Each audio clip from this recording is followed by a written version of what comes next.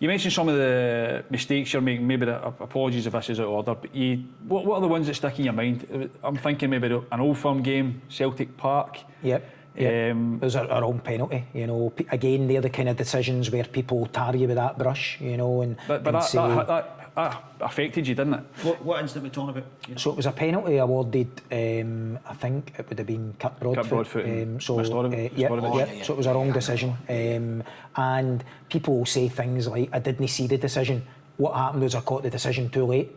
If I'd been able to see it for the start, I think I'd have been able to assess it better. But I caught the latter stage of the decision, which looked like a penalty to me. But when you look at it back, it's clearly not a penalty. Because there was talk at the time, because you almost had your back turned to it, didn't you? Or almost. And it was as if you'd heard something. At the start of the decision. Did somebody said that after the game? Was it Kirk or somebody said that? They were things that were said at the time, Robert, but was that really the case? Yeah, no. I caught the end of that decision, but what I didn't see is the full picture of it. So probably when the challenge was halfway through, which didn't tell the full picture of how the challenge had started.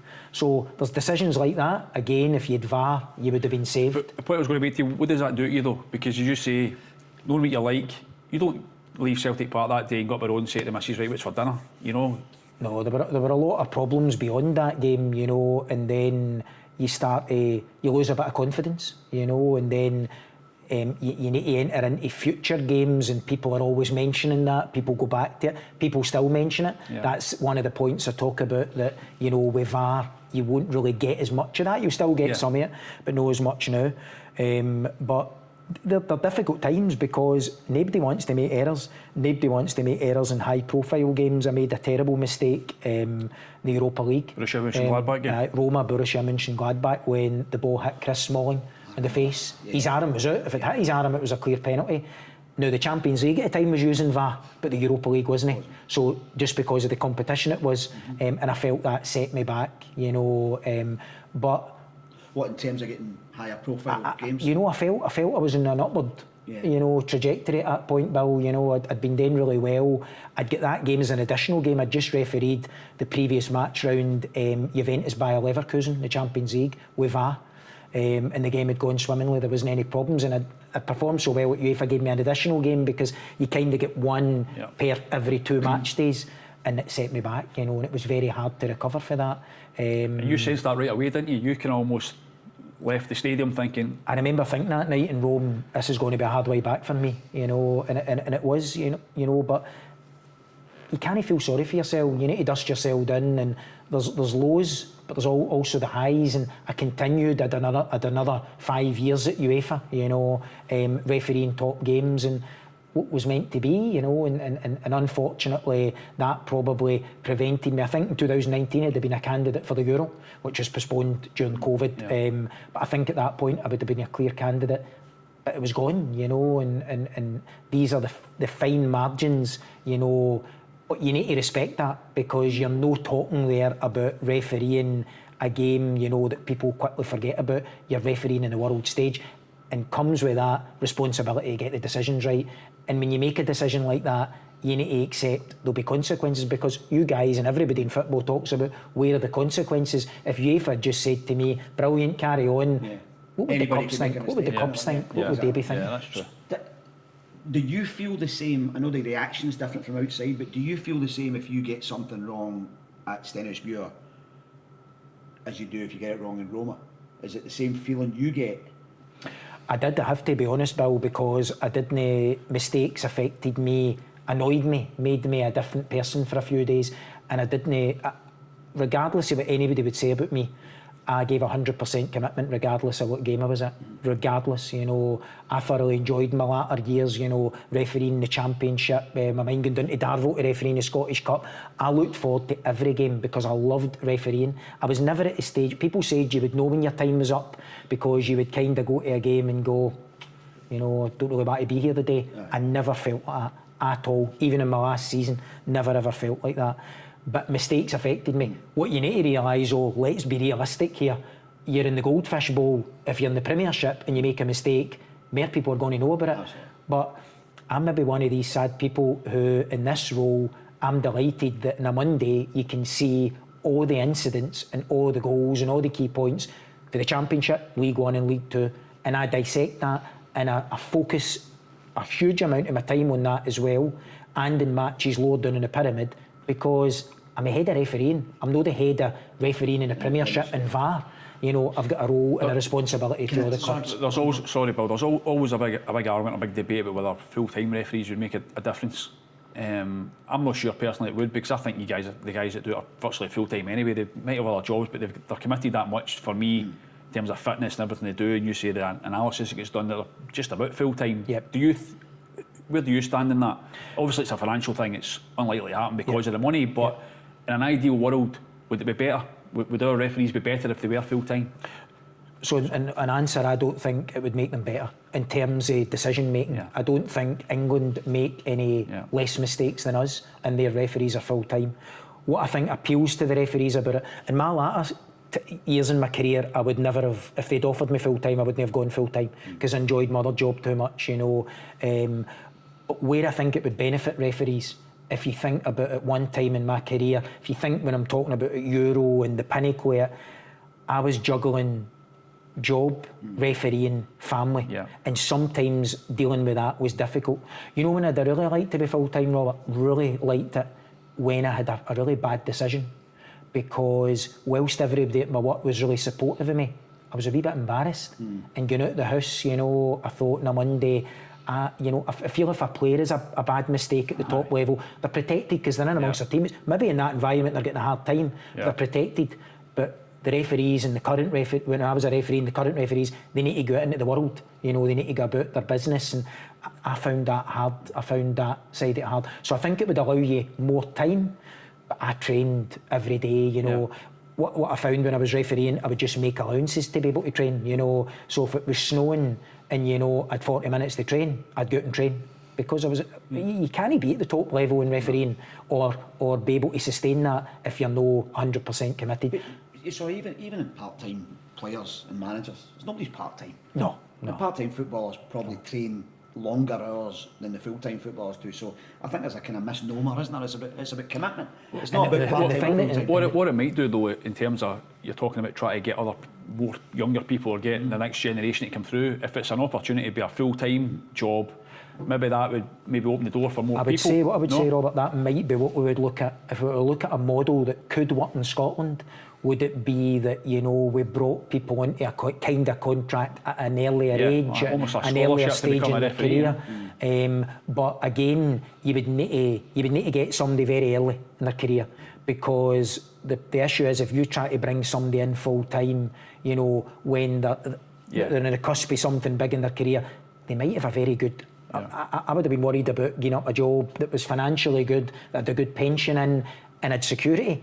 So is that something you think could happen then, if you get kids out of school at 18 and you almost train them at that point, 17, 18, to become referees as a full-time? I think that would be a possible model. So I'm not saying here today that would be something, but I think when you look at the finances that are available to us in Scottish football, that might be an option. But you then have a dilemma as well, as saying, what happens if they don't make it? You know, and it would be all the things you would need to look, because not just for the fact of saying, well, we've invested a lot of time and a lot of money and a lot of resources, where does that person go? Leave them, you know, whereas I know down in England that if you were to come out of the full-time refereeing, you kind of get a guaranteed maybe 2 years salary, so you've got time to find your feet and go elsewhere in terms of your career. Can you see female referees at the top level in Scotland? I hope so.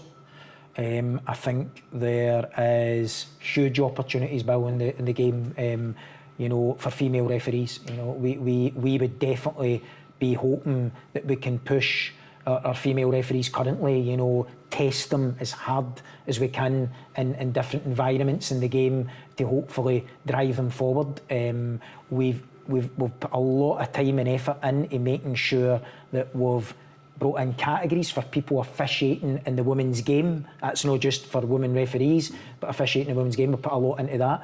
We've got one of our referees we've currently promoted, Abby Hendry, for Angus and Perthshire. She's away in Spain right now, an under-17 UEFA tournament, promoted to the FIFA list in January there. So again, what we need to do though is we need to have a focus there in saying, here's what's possible, here's what you can achieve, here are, you know, a kind of strategy how we can drive that side of the game. But absolutely, what I go back to what I said, I don't care male, female, where you're from, what your background is. If you're good enough, we'll drive you forward. Why has it not happened then? Till now, I mean, there's English female referees, you see them around Europe, you see them European games. But if you think, Robert, only a matter of years ago with Kylie McMullen, FIFA assistant here, who was at the Women's World Cup, who was running the line in the top level games in Scotland. So I think, you know, there has been cases of that. What we need to do is we need to get better at promoting the female side of the game in terms of refereeing.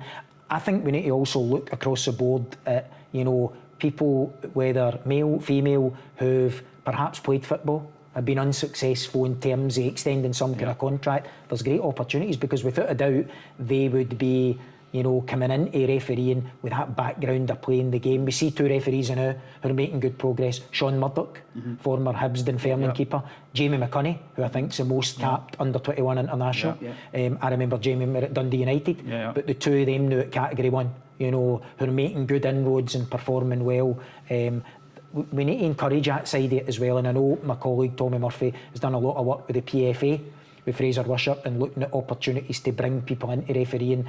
Not just people, you talk about ex-players, maybe somebody who's gone through youth academies and at 18, 19, I use this very cautiously, finds himself in the scrap heap for some reason. You know, there's another avenue here for them. Well, the academy system for footballers, again, using a phrase maybe advisedly or not, churns out and throws out so many young players, male and female, that another avenue back into football could be for sure.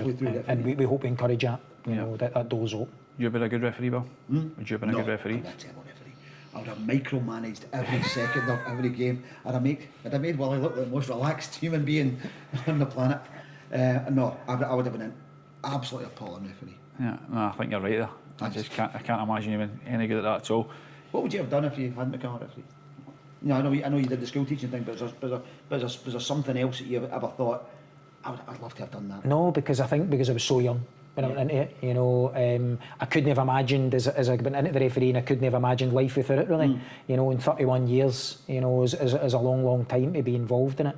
And I'm continuing to be involved. I think what I'm doing now is the next best thing to being a referee, because you're involved, you know, as the head of refereeing. But I'd love to have been a keeper, you know.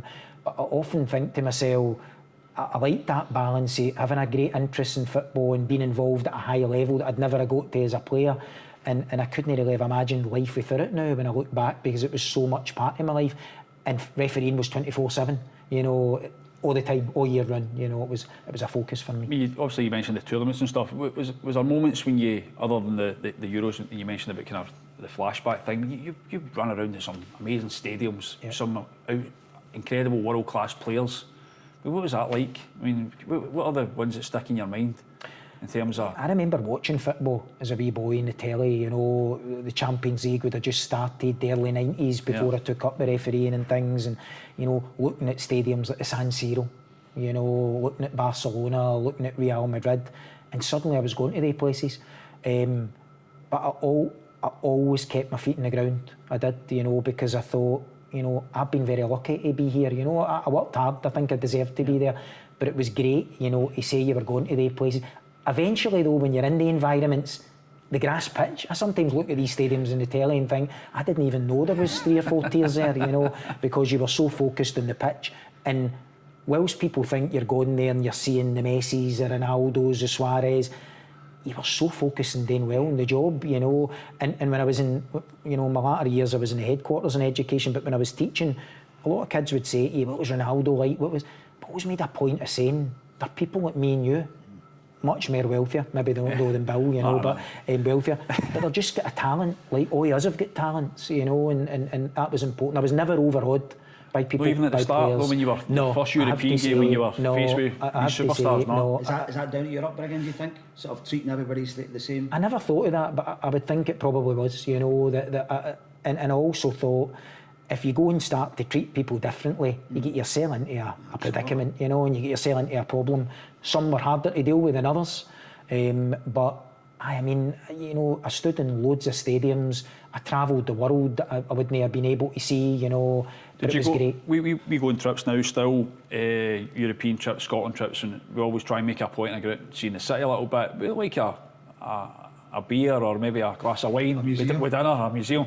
We're fortunate, extremely fortunate to, when you're travelling all over Europe, you go and see some wonderful cities. Did you get that opportunity as well, or were you in the bubble? That was the problem. I used to come back to my work and people would say, what was Munich like, what was Barcelona like? I could tell you, good to tell, a good restaurant, and I could tell you about the dressing room. But that was really it. But I think Kalina brought that, if I'm being honest. I think before my generation, people, you know, would have been able to go out in the day of the game and sightsee and, you know, been able to just see everything and anything. Kalina brought a professionalism, you know, where, you know, the players, when they go to play, you know, they don't go out sightseeing. They maybe go a walk, you know, but you also had to enjoy it. I wanted to enjoy the experience, you know, and I made sure that you enjoyed the trips, but there were a lot of pressure. And your main focus was doing well. And if you didn't do well in a European game, you know, if you thought that affected you with a domestic performance, the journey back and that was a disaster. You know, it was just a horrible feeling. You felt you'd let people down at home, you know. But again, that's a negative, but the positives have been over. I sometimes pinch myself and think, was that really me? Was all the places? Did I referee a Euro? Did I referee the Super Cup final? And again, not in a big-headed way, but just to say, well, you know, I achieved something and I was pleased with what I achieved. As you touched on there, when you were going back to school at that point on the Monday morning and you're teaching 12-year-old kids, they must have been quizzing you. I don't think there was a lot of teaching done. I think they were asking what I really liked, and I felt, you know, I spent the latter part of my teaching career in Bellshill and had a great affinity with the young people there. I think they protected you as well. They knew when you had a hard time, and none of them would sink you. You know, might give you a bit of a hard time, but I think they respected you, and so did their families, and that meant a lot to me. Again, because I think they knew me as a person away for the football field, you know, and I think they could see you for who you really were, you know, and you were genuinely trying your best. Yeah. And I always say that, no matter what anybody thinks, any referee, the world over. Referees are trying their best. None of us want to make mistakes. No. We just want to do our best and do the best for the game and make sure we referee to the best of our ability. Nobody wants to make mistakes. Nobody wants to be the headline because there's nothing worse. We've talked a lot about mistakes, as I knew was going to happen here. But you talked right at the start about the feeling of going up the road, having had a great game, and it just that feeling.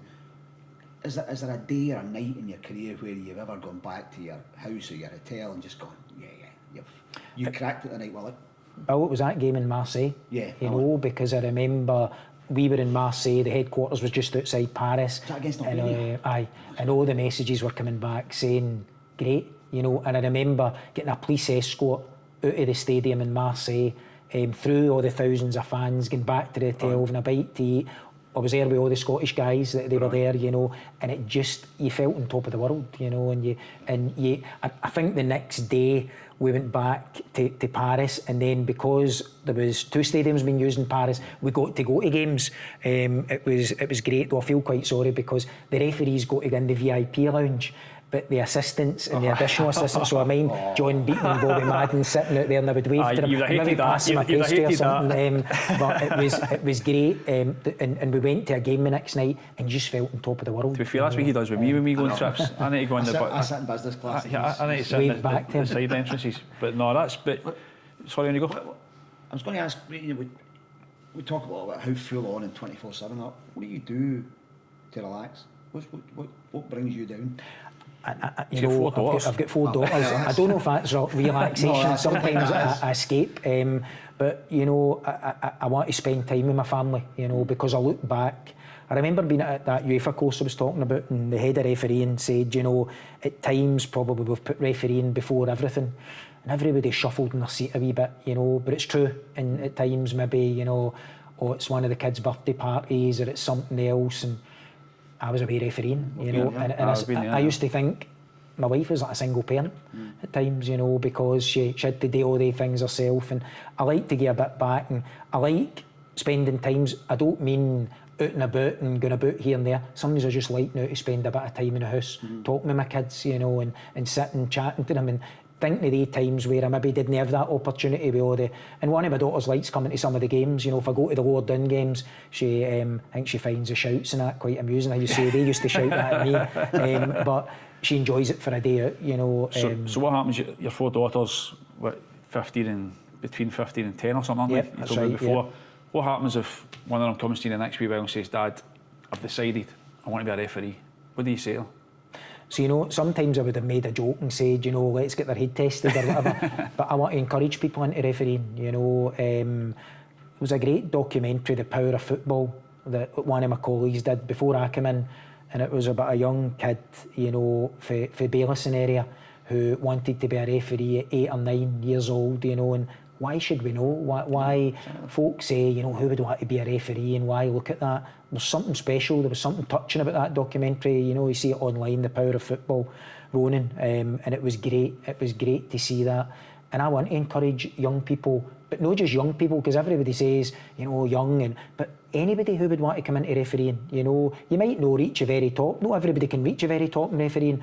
But we've got loads of people in refereeing up and down the country in Scotland who love going out onto the public park and refereeing. That's their cup final, that's their Marseille for them. And why should it not be? Because I go back to saying something, regardless of what game you're at, that's the most important game for the 22 players, for the coaches, for the subs, for the fans. That's why you need to get 100% commitment. So we need all the referees to be as committed as that.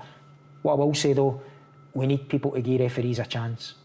Because if you bring in people, young referees, and people are shouting and bawling at them at the side of pitches, I've been able to see that with my own eyes. Yep. And I've been able to see people shouting at young players. We need to allow people to make mistakes at that level. We need to allow the guys refereeing in these games at these stadiums know the territory of the criticism. Try and give young referees and referees starting out a chance, you know, give them a chance to you know, want to continue in refereeing, and we don't have a problem with retention. And I think we've lost that somewhere. And I'll be honest, guys, I think you guys have got a responsibility for that as well. I think everybody in the game, and I've told the clubs that as well, everybody's got a responsibility to protect the image of the game, you know, and we all need to play our part at helping people at grassroots level want to continue in the game. It really, really worries me. You know, we're talking about, you know, at the IFAB meeting the other week, and in England they're trialling body cams and that for referees. I think that's a good initiative. See, when we look at it from a society point of view, why in the first place do we need it? It's worrying. It's worrying for me. Yeah. Well, this has been a brilliant afternoon with Willie Collum. We've thoroughly enjoyed it. We hope you have as well. Just finally, Willie, I mean, go back to what you're saying at the start. You've been in this job almost a year, I think, just about, or 9-10 months. How optimistic are you for what's ahead for you in the job, for the Scottish game, for Scottish referees? I'm really optimistic, you know. I'll throw everything behind it. We'll continue to work hard. We know there'll be bumps in the road. We know there'll be mistakes. What we need to eradicate is the big errors, the errors that people don't understand. I think there's a lot of acceptance when there's a subjective decision, you know, and you look at it and you think yellow, Bill looks at it, he thinks red. I think people accept that. Yeah. I think where we're a bit disappointed in recent times is some errors that people just can't understand. And that's again where I won't try to justify them. I'll say they're the errors that we need to make improvements in. I want the best for Scottish refereeing. People say to me, where do you see Scottish refereeing going? I say the same about the national team, about the Scottish game. Why would we know aim for the very top? You know, we've got a national team now who, you know, we kind of have an expectation that they qualify, you know, and we want to drive that forward. Why would we not see referees at top tournaments for Scotland, male and female? So people might laugh at me, people might say, seeing cuckoo land, but that's where I'm aiming for. I'm aiming for the very top, and I'll do everything in my power to get the referees to the very top. But I want the best for Scottish refereeing, but also the best for Scottish football as well. And I think we've all got a responsibility to drive that forward. And what I need people to help me with that. I can't do it on my own. I've got good people here, but I need that Scottish football, you know, family, so to speak, to all drive us in the right direction rather than try to knock us at times. Let's work together to make things better. And you're confident that will happen? You're confident you're going to get that from managers, from kind of the stakeholders in the game, as you I think you can see just now we've had buy-in. Of course we'll always get criticism, you know, but we've had buy-in. I think the more we open the door and the more people see what we're trying to do, the more people will support us, you know. They'll not always agree with us, but I would hope they would support us. Yeah. Well, this has been fantastic. Tradition, we need to talk about these cakes. Willie sorted the cakes. No, you were meant to sort them, and you never. I had a flat tyre in my car. Never mind flat tyres. I know. So He's we've looked got after us We've royally. got some lovely wee Danishes. We've got some little Pano Razan, some little lemon Danishes, some little apple tarts, and along at the end here, I think these look like little pecan buns, pecan nut buns. I'm Right. done, Willie. Brilliant. I'm going to avoid them. Watch your fitness testing. That's for me. Willie, thanks very much for joining. It's Thanks been a a lot, great guys. pleasure for us Thanks a lot. today. Thanks a lot. Thanks Cheers. very much.